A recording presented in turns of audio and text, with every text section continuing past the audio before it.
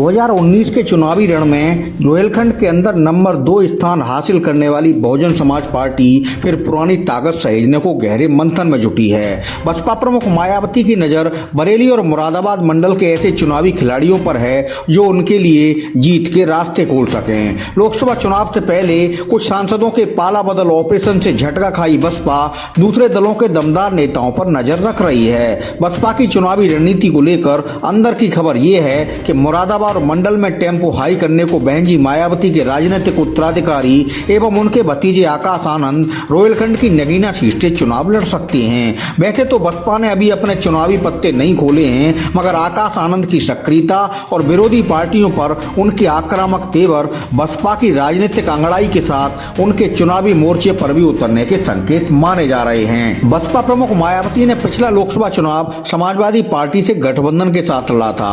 2019 में बसपा से चुनावी दोस्ती के बाद भी अखिलेश यादव की समाजवादी पार्टी जहां महज 5 सीटों पर सिमट गई थी, जबकि मायावती के सपा के मुकाबले दोगुने यानी 10 उम्मीदवार जीत दर्ज करने में सफल रहे थे। बसपा को पश्चिमी यूपी में अमरोहा, बिजनौर, नगीना, सहारनपुर और पूर्वी यूपी में अम्बेडकर नगर, श्रावस्ती, लालगंज, घोसी, गाजीपुर लोकसभा सीट पर कामयाबी मिली थी। वहीं समाजवादी पार्टी में सपा संस्थापक मुलायम सिंह यादव मैनपुरी से, पार्टी प्रमुख अखिलेश यादव आजमगढ़ से, आजम खां रामपुर, डॉक्टर शफीकुर रहमान बर्ग संभल और डॉक्टर एसटी हसन मुरादाबाद से जीत दर्ज कर पाए थे। अखिलेश यादव की पत्नी डिम्पल यादव को कन्नौज और भाई धर्मेंद्र यादव को बदायूं में हार का सामना करना पड़ा था।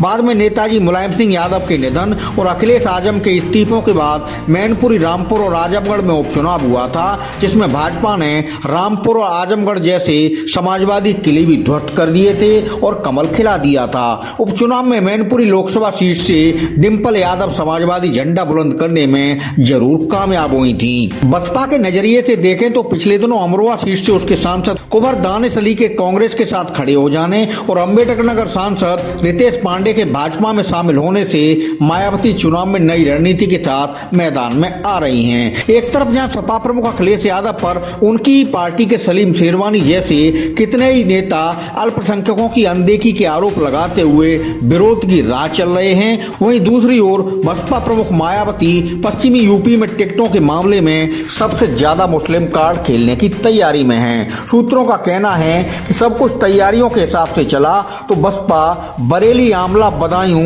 पीलीभीत, संभल, मुरादाबाद, रामपुर, अमरोहा और सहारनपुर में मुस्लिम प्रत्याशी उतारने जा रही है। बिजनौर से बसपा के मौजूदा सांसद मलूक नागर का फिर से मैदान में आना तय है। वहीं पूरे रोहिलखंड में दलित राजनीति को धार देने के लिए बसपा सुप्रीमो मायावती के भतीजे आकाश आनंद मुरादाबाद मंडल की नगीना सुरक्षित सीट से चुनावी रण में उतर सकते हैं। आकाश आनंद की नगीना सीट से उम्मीदवारी पर अभी हाईकमान ने पत्ते नहीं खोले हैं, मगर सूत्रों का दावा है कि राजनीतिक हालात परख कर बहन जी मायावती आकाश आनंद के चुनाव लड़ने को लेकर फैसला ले सकती हैं। मायावती के भतीजे आकाश आनंद पार्टी के नेशनल कोऑर्डिनेटर हैं। लंदन से MBA कर चुके आकाश आनंद मायावती के छोटे भाई आनंद कुमार के पुत्र हैं। बसपा सुप्रीमो ने अपना उत्तराधिकारी पहले ही घोषित कर चुकी हैं। इस ऐलान के बाद से माना जा रहा है कि आकाश आनंद जल्द चुनावी राजनीति में उतर सकते हैं और नगीना सीट उनका चुनाव क्षेत्र बन सकती है। 2024 के लोकसभा चुनाव को देखते हुए